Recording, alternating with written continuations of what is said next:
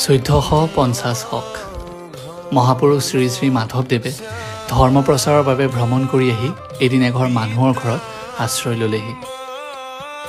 আৰ্থিকভাৱে অনাটন এই বুঢ়া বুঢ়ীৰ ঘৰত মাধৱদেৱক আহাৰ দিবৰ বাবে বৰ বিশেষ একো নাছিল।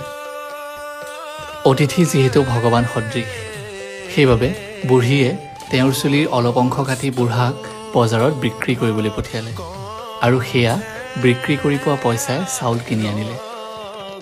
বাৰীতে থকা ঢেকীয়া বুটলি আনি বুঢ়ীয়ে ভাতৰ লগত ঢেকীয়াৰ আঞ্জা বনাই গুৰুজনক খোৱালে। পাছৰ দিনা ৰাতিপুৱা গুৰুজনে ঈশ্বৰৰ আৰাধনা কৰিবলৈ ওচৰ পাজৰ সকলোকে মাতি ঔটেঙাৰ এটা অংশত এগছি চাকি জ্বলাই আৰু যি গছ চাকি তেতিয়াৰে পৰা কমেও 500 বছৰতকৈও অধিক দিনৰ পৰা জ্বলি আহিছে।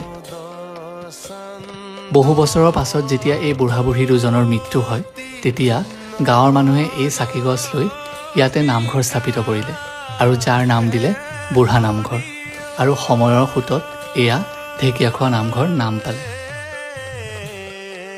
গুৰুজনাৰ এটা সাধাৰণ দিনৰ এই কৰ্মৰ ফল আজি এয়া ঢেকীয়াখোৱা নামঘৰ, য'ত বহুলোকে নেদেখাজনৰ ওচৰত শৰণাগত হৈ সকলো সমস্যাৰ পৰিত্ৰাণ পাবলৈ আহে। আশা কৰিছোঁ ঢেকীয়াখোৱা নামঘৰে সকলোৰে মংগল কৰক।